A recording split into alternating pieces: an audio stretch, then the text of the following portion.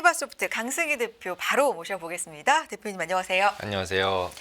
대표님께서 또 주말 사이 지난주 이렇게 지나오시면서 가장 좀 눈여겨봤던 포인트가 뭔지 오늘 또 들어볼 텐데 어떤 부분일까요? 제일 처음은 그거 아니었을까요? 일단 미중 관세 협정을 저렇게 빅딜을 한 번에 해버리나? 가리켜지도 예상치 않고 못하게. 예상치도 네. 못하게. 그래서 저도 이제 고점 못 올라갈 것 같다라고 얘기를 많이 했었었는데 저렇게 하면 갈 수밖에 없지 않나? 라는 생각이 월요일 날 이제 들었었는데 이제 다 행복했어요. 네, 에브리원 행복한 상황으로 네. 바뀐 거죠. 근데 생각해 보면은 관세 30인데 이제 에브리원 행복해해요.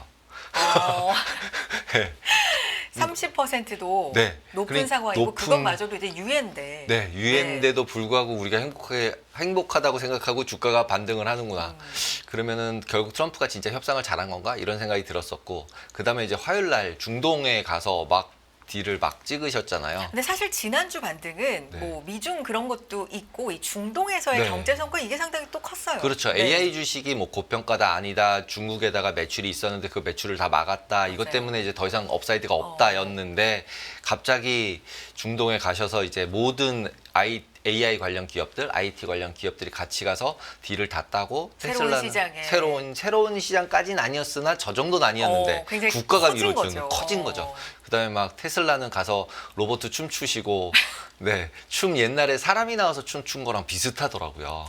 아니 발전한 게 네. 로봇들 나오면 요즘에 확확 느껴요 진짜. 그러니까 너무 빨리 바뀌고 있어서 와 이게 진짜 나오나 본데 뭐 이런 생각이 들어서 그 두 가지 월화에 올린 다음에는 그 다음에 좀 옆으로 간 거였잖아요.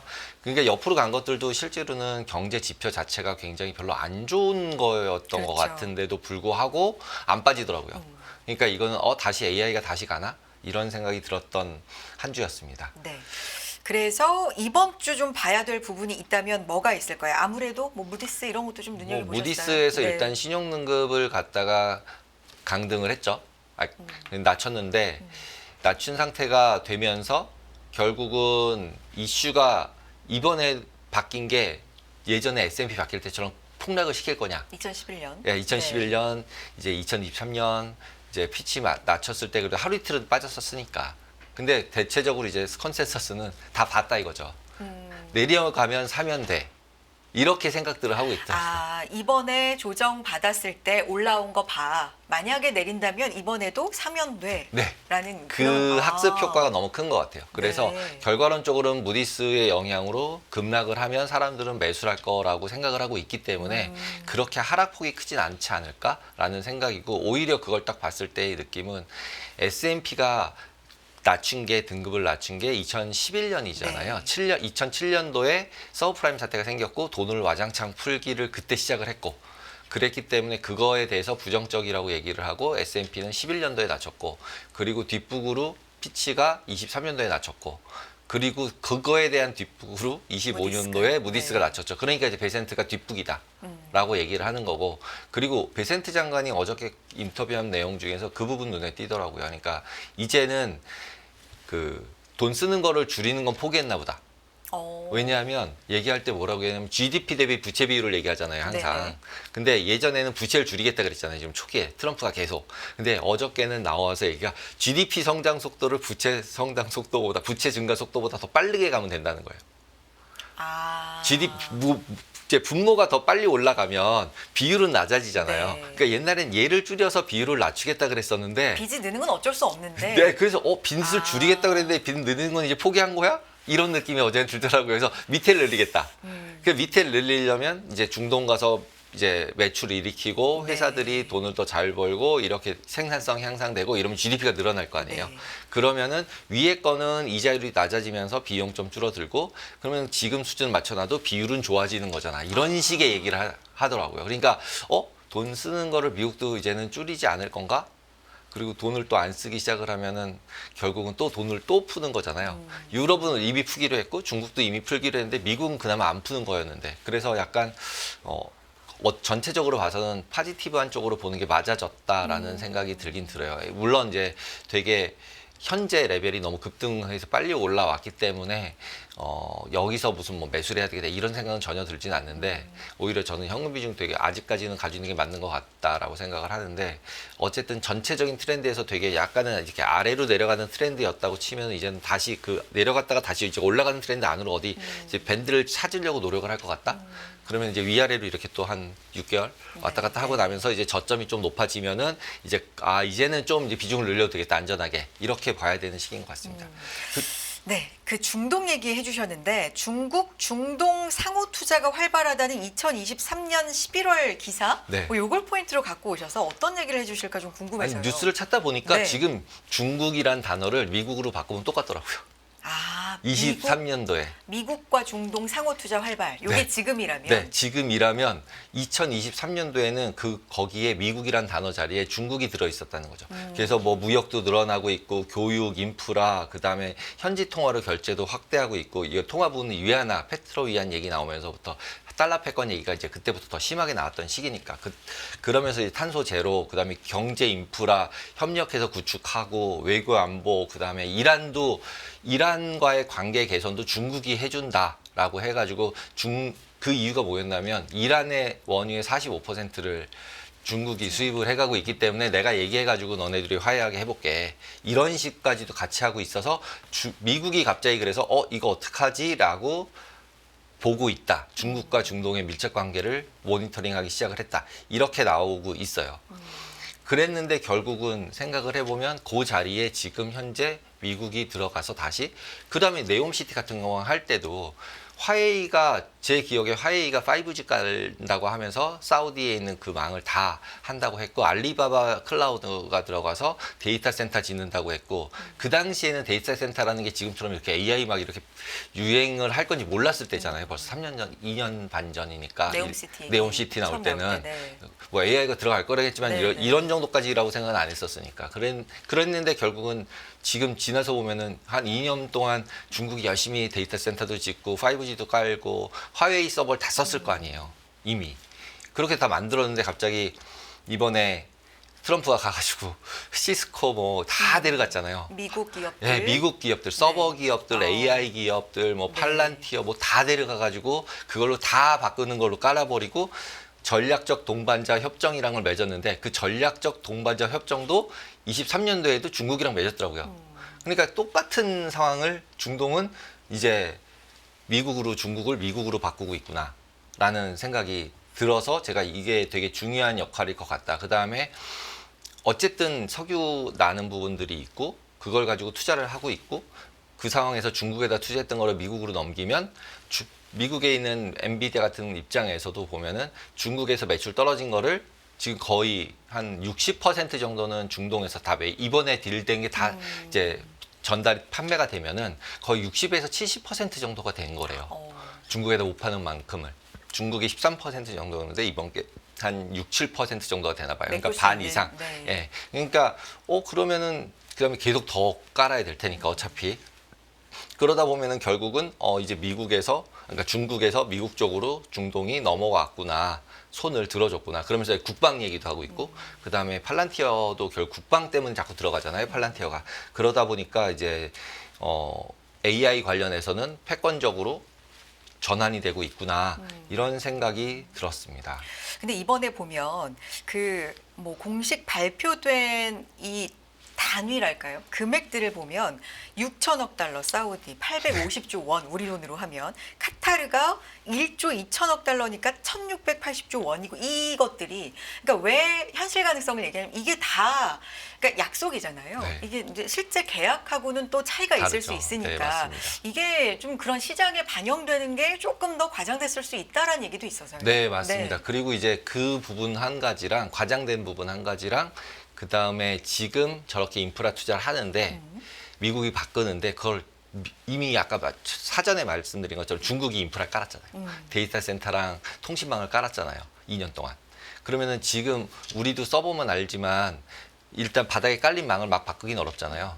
그러면은 결국은 그 흘러가는 쪽에 있어서는 지금 새로 들어온 게 애드되잖아요. 그러면 이거가 중국에다가 아직 안 팔잖아요. AI를. 안 파는데 우회해서 사우디나 중동을 우회해서 이쪽에서 만들어낸 AI 장비를 중국 애들이 쓸 수도 있잖아요. 거꾸로. 지금 중국에 난파니까. 그래서 공화당에서는 이미 그 얘기도 했더라고요. 지금 저거 우회하는 거 아니냐. 중국이 우회해서 AI 개발하는 거 아니냐. 그러니까 지금 이 전체적으로 봐도 AI는 이건 완전한 대세가 맞다라는 거고, 뭐 이게 버블이다 아니다를 떠나서 이거는 완전한 대세인 거고 바꾸긴 어렵다. 그리고 지금도 결국 공화당에서도 그래서 중동에 저 투자하는 부분도 있었을 때도 중국한테로 우회되는 것도 있기 때문에 고려를 다시 해야 된다라고 얘기를 하는 부분까지도 이제 지난주에 나왔었어요. 마지막에. 근데 지금 말씀하신 그 두 가지 정도를 짚어보면은 카타르 같은 경우는 1조 2천억 달러 투자를 하기로 백악관 공식적으로 얘기를 했는데, 그리고 실제 딜을 찍은 거는 이제 보잉 뭐 항공기들 예, 엔진이랑 이런 것들 2,435억 불 정도를 찍었는데, 그러면서 이제 선물도 또 줬잖아요. 뭐 비행기도 줬잖아요. 전용기도 주고, 예, 금정식 전용기도 주고, 그걸 또 이제 뇌물이라고 이제 뭐 여러 가지 뭐 말이 얘기 많긴 합니다. 네네네. 만드는 상황이었죠. 근데 카타르 같은 경우가 제일 컸던 것 같아요. 카타르는 1년 GDP가 한 2,000에서 2,500불 정도밖에 안 되더라고요. GDP 전체의 6배예요. 1조 2천억 달러면. 그러니까요. 그러니까 이걸 다, 그리고 이제 기간도 명시가 안 돼 있잖아요. 몇 년 동안, 10년 동안, 뭐 아니면 3년 동안 이렇게 사겠다는 거가 명시가 된 게 아니기 때문에 결국은 2,435억 불을 딜을 했으면 이걸 곱하기 한 6년, 10년 이렇게 뿌리면 1조 2천억 달러 되긴 되겠죠. 근데 기본적으로 항공기 같은 경우는 이런 건 뭐 뇌피셜이지만 항공기 같은 경우는 보통은 돈을 빌려서 사요. 그러니까 프로젝트 파이낸싱이라고 해서 얘가 이제 운행되면서 돈을 이제 한 번에 딱 돈을 내고 사는 게 아니라 얘가 운영이 계속 비행기가 되면서 이제 항공권이 나오잖아요. 우리나라에서 이제 부동산 PF 얘기하듯이 똑같아요. 네, 똑같아요. 네. 비행기 크래프트가 원래 에어크래프트 파이낸싱이라 그래서 비동산 PF랑 거의 똑같아요. 통째로 사면은 그냥 이제 발권돼서 움직이는 동안에 발생하는 캐시플로우를 돈 빌린 사람한테 주고 자기 돈이 아니에요. 정부 돈도 아니고 그냥 비행기가 스스로 돈을 벌어서 돈 빌려준 사람한테 이자를 계속 주고 있는 상태고, 나머지 것만 이제 그 사람들이 갖는 거고 운용하는 걸 갖는 거거든요. 그러니까 결국은 저게 진짜 돈을 빌린 건 아닌 것 같은데, 그리고 진짜 투자까지는 아닐 수도 있겠는데, 뭐 이런 생각. 그다음에 저런 거는 또 미국에 있는 펀드들, 블랙락도 같이 갔거든요. 이번에 펀드가 같이 가서 내가 펀드 만들어서 해가지고 에어크래프트 파이낸싱해서 너네 나라에서 펀딩 할게.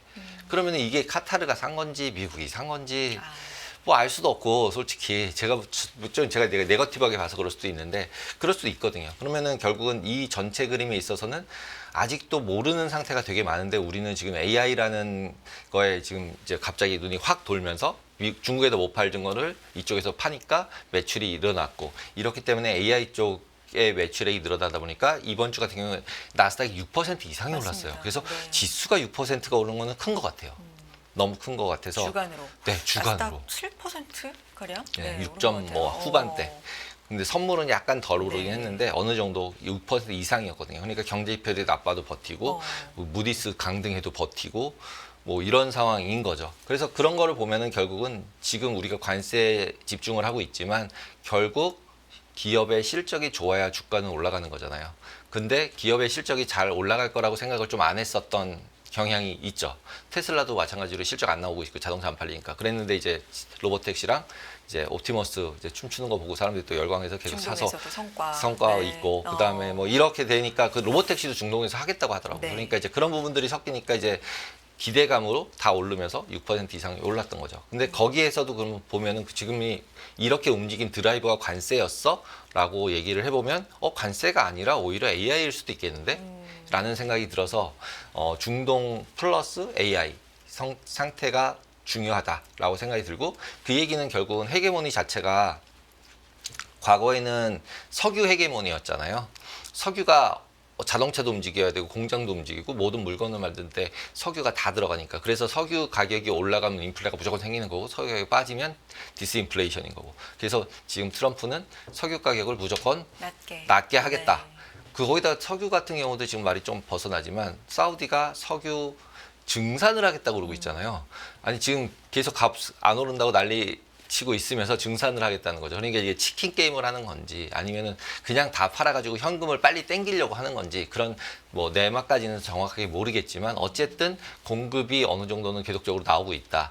그리고 이제 중국에서 경기가 완전하게 부양되지 않으면 석유가 가격이 계속 올라가긴 생각보다 어렵다. 왜냐하면 미국에서 이제 수입 국가가 아니니까. 원래는 수입 국가였는데, 그렇게 생각하면은 디스인플레이션을 트럼프가 생각하는 게 맞을 가능성이 많죠. 특히 석유 가격을 안 오른다고 가정을 해버리면 인플레이션을 그걸로 또 막아버릴 수 막아버리는. 있다. 막아버리니까. 그러면 인플레이션 없으니까 이제 페드도 그냥 나 고용만 볼게. 이렇게 얘기하는 거예요. 그 고용만 나빠지면 내가 금리 그냥 내릴게. 이러고 있는 거잖아요. 그래서 그 그림도 어느 정도 맞춰지고 그런 상황에서 지금 이제 베센트 장관이 아까 말씀드린 것처럼 이제 성장을 주요하게 보겠다라고 했기 때문에 이제는 AI 기업들의 성장성, 기업들의 수익성 이쪽이 더 포커스 되는 쪽으로 관세보다는 이제 넘어가는 시기로 되는 게 아닌가. 그리고 이제 관세는 오히려 이제 악재밖에 안 남은 것 같은 느낌.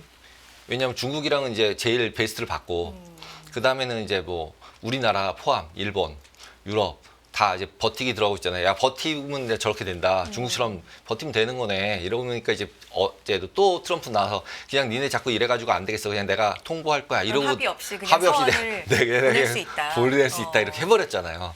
그러니까 이제 결국 그런 것들이 전체적으로 이제 묶어서 생각을 해보면 아 관세는 이제 어느 정도 그냥 끝났나 보다. 그러면은 이제 결국은 AI 실적이든 테슬라 실적이든 이런 실적 쪽에서 더 포커스를 해야 되는 상황이다. 그리고 지금 AI 부분에 있어서의 헤게모니는 결국 반도체 GPU를 주느냐 안 주느냐 걔가 결국은 전쟁까지 하는 거니까 팔란티어까지 붙고 GPU가 붙으면은 이제 전쟁이잖아요.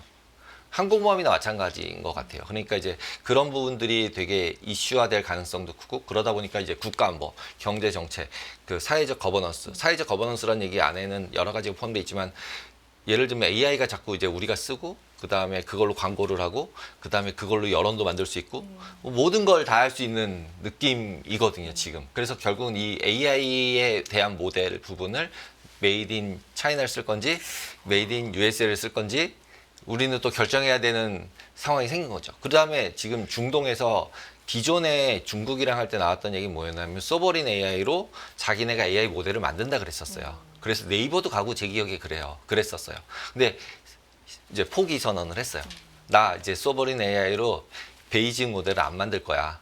그냥 나 쓸게. 이렇게 바꾼 거거든요.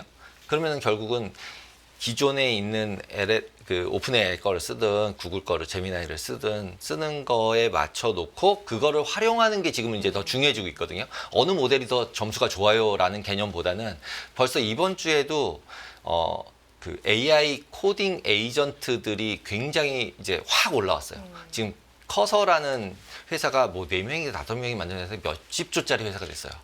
코딩을 대신 해주는 거예요.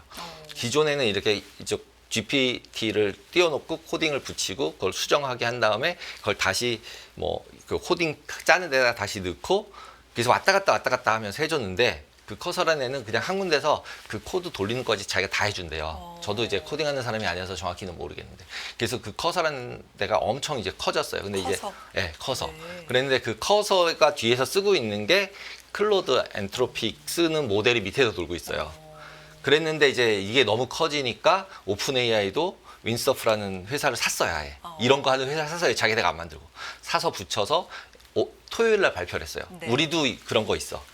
코덱스라고 해가지고 만들어서 이름을 만들어서 코딩을 대신 해주는데 아예 내가 이런 거 붙여서 코딩을 해 그러면은 자기가 그 붙여넣었다 하는 것도 지가 혼자 다 하는 거예요. 그래서 코딩을 그냥 다 짜주나 봐요. 그래서 이렇게 되면 오히려 IT 회사가 돈을 더 잘 벌 수 있고 오히려 실업률이 높아질 수가 있죠. 네, 그렇죠.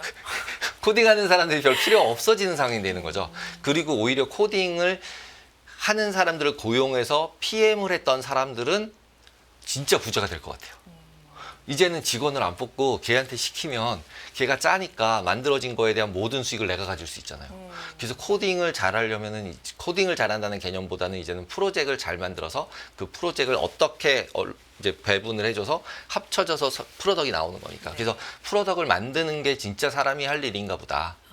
라는 생각이 들고 이제 노가다로 열심히 코딩하고 뭐 이런 거는 그다음에 이제 지금 옵티머스 나왔으니까 노가다로 집 짓는 것보다는 집을 예쁘게 어떻게 지을지 디자인하는 거 뭐 이런 쪽이 더 좋을 것 같다라는 생각이 들고 그러면서 결국 거기에 필요한 건 전기, 반도체, GPU, AI 인프라스트럭처인 거죠.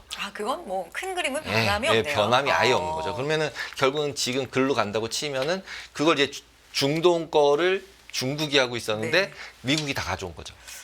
그러면은 결국은 미국의 입장에서는 AI 지금 나스닥 기업들의 입장에서는 시장도 훨씬 더 커졌고 글로 몰아갈 때 생산성이 향상될 가능성도 높아졌고 그러면은 베센트가 얘기했듯이 이제 성장성을 높일 수 있는 이제 어떤 소스가 생긴 거죠. GDP 자체를 높여버리는 거죠.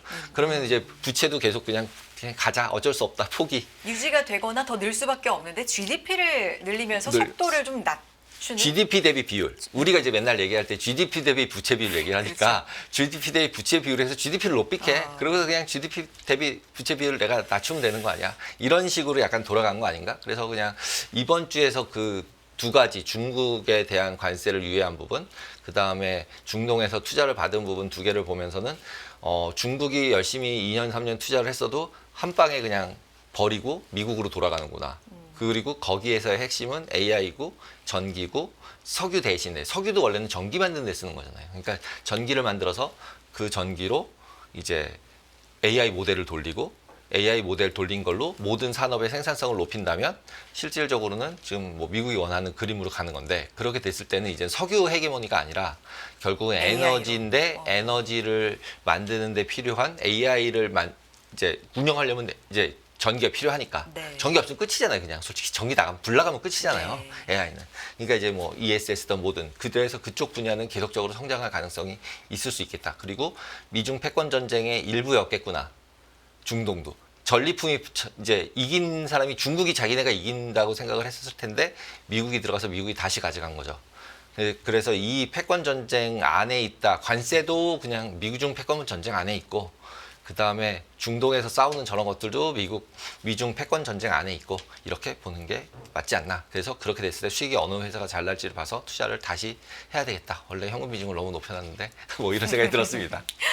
지난주에 있었던 여러 가지 일을 이렇게 다 얼개를 짜가지고 뭔가 개인적인 생각을. 네, 이렇게 완전 개인적인 논리를, 생각이기 때문에 이게 리서치가 아니기 때문에 제가 그래도 네. 생각해보면 이제 다른 얘기지만 과거에 거의 언론사 중에서 거의 최초까지는 제가 확인 안 해봐서 모르겠지만 거의 그 수준이었던 것 같아요. 챗 GPT를 GPT, 네, 그러니까 네. 소개를 해주셨었잖아요. 네. 그런 식으로 또 네. 좀 빠르게 생각을 전해주시고 새로운 것도 있으면 전해주신 역할을 항상 강승희 대표님께서 해주고 계시는데 오늘 또 새로운 관점 잘 들었습니다.